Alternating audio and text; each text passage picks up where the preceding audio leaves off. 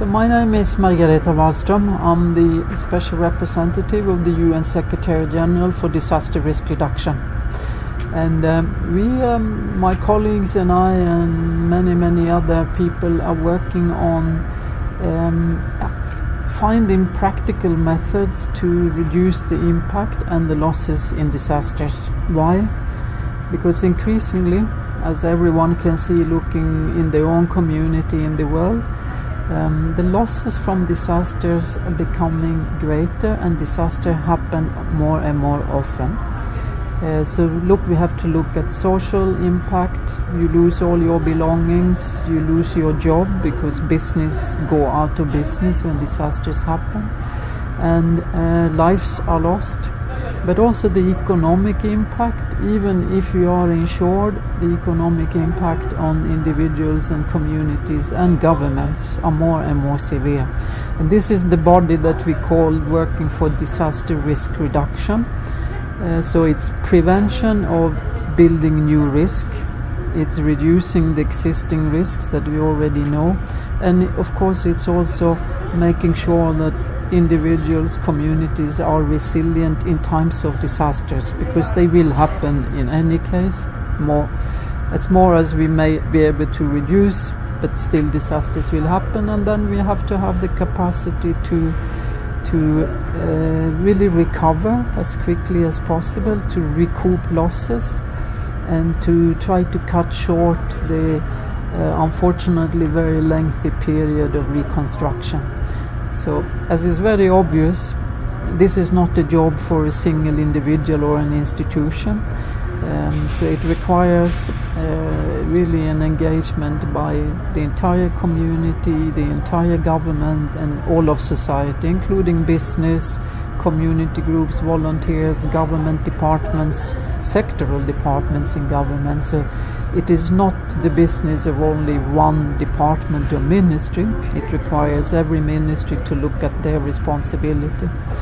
So this is disaster risk reduction, and at global level we have together the first time that this became a real significant message is a very long time ago, when mainly scientists were saying, be very careful what we see in terms of the evolution of disaster risk. It's going to become a very costly and important issue for countries in the future. And why is it? Well, it's not only the hazard, the nature, it's actually how we build our societies, where we build societies, how well informed and how well prepared citizens are, the quality of our built environment, the houses. It's the understanding and planning for risks so that we can mitigate it as we go. So it may sound as a very complex thing, but in some ways it's also very simple. It's simple because we can learn from each disaster, and we have to accept that it will happen again, and next time we will be much better prepared.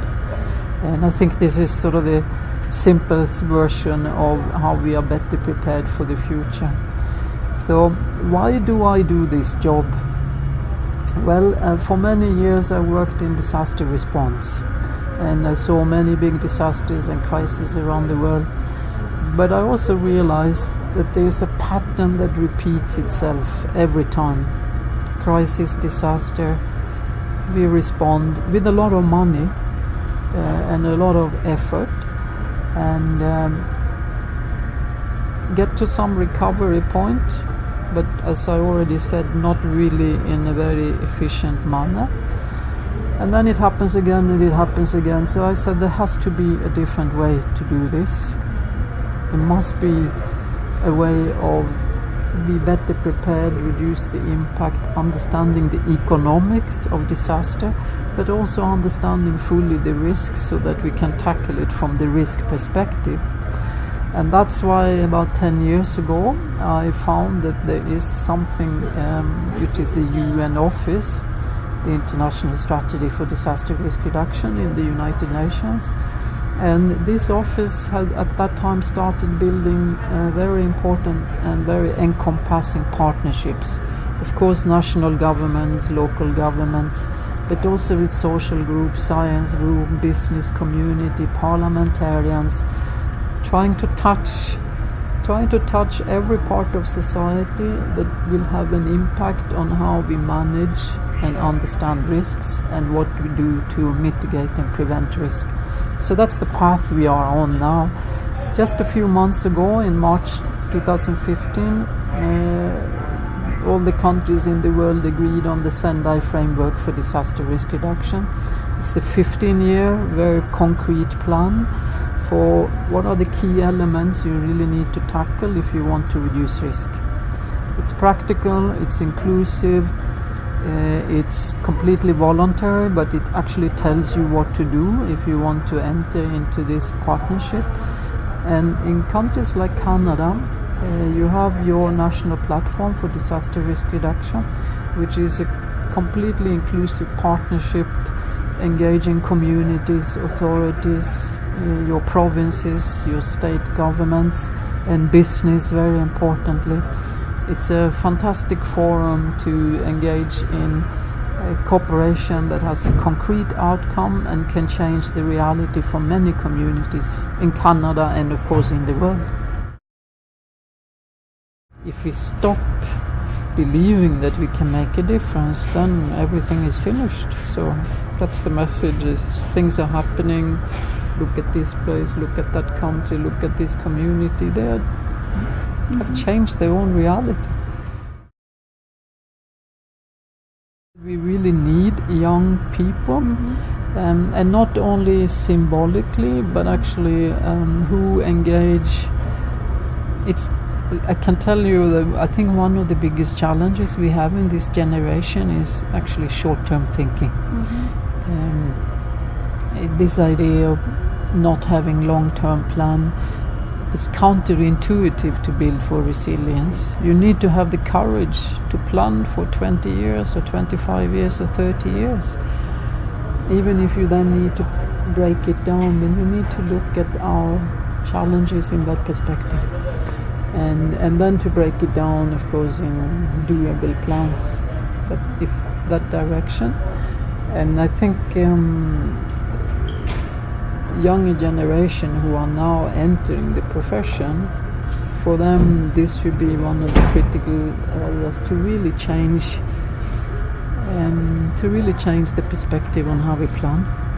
Because I once asked a group of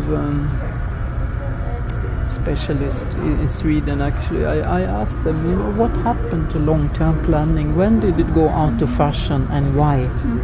And they were all very silent for about 5 minutes, and they said, well, yeah, that's very interesting. So they had sort of adjusted, but they realized, so we started discussing when did it really disappear, and probably in the 80s, a bit with the market economy, the belief that the market would solve many of the regulators. And so that is something that, of course, you never go back into the past and try to repeat it, but we have to find a new way of not just fearing the future and speculating about it, but actually getting to understand it better, which is also part of the science, in fact. Because the question that I have put to scientists is,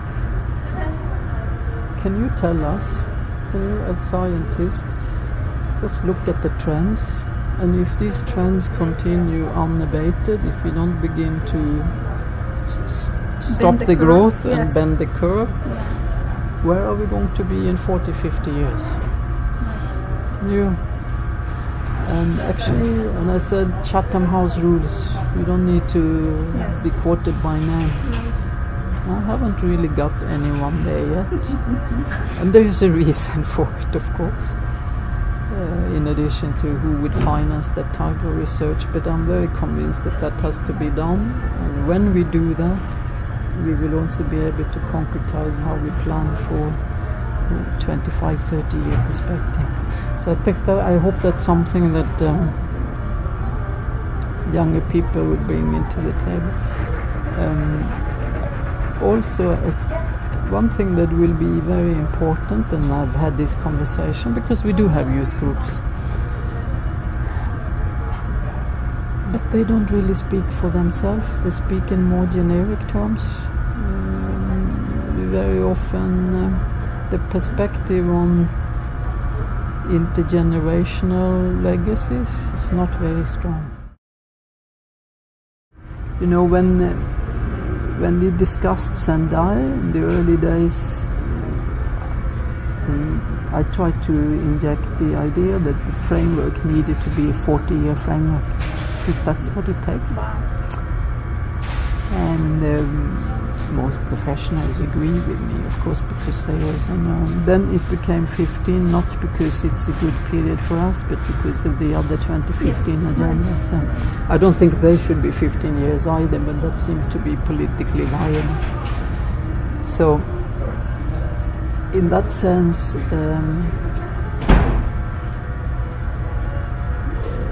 15 years is not a terribly practical, but we'll work towards that time frame and use it. But the reality is that the time frame is a different one.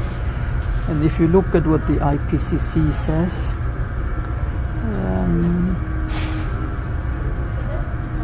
it's interesting. I think this obsession with the 2 degrees, what it tends to take away from the other conversations? It takes away from the fact that it will not, 2 degrees is an average, and in some parts of the world the temperature increase will be 9 degrees, so it will become inhabitable. And I am hoping that we can bring that conversation into the forefront, because the IPCC 5 also gave up a little bit. They say managing climate change is managing risk. And so I hope now we will be able to bring these conversations much more together in practical terms, because it has to do with where are we going on risk. So yes, big population, and of course we have already inhabited all the most productive regions in the world. So what is left now is not so nice. When we are working, we're working with a very practical community, and they don't want to get drowned in. No. I mean, everyone knows it's there. Yeah, right. But repeating it, others are doing it a bit too much without offering any help to what to do. Right. So that has been really the spirit, even in the negotiations. I don't know if you were there at all, but you can. Sometimes when diplomats negotiate, they can get very annoying, and it's like a game. Of course. But you would hear sometimes, ambassadors say, "No, please, colleagues, let's stop now. We've had our diplomatic satisfaction. Right. Now it's about life and death issues. Right. We have people at home who really want us to finish this, so let's make sure we get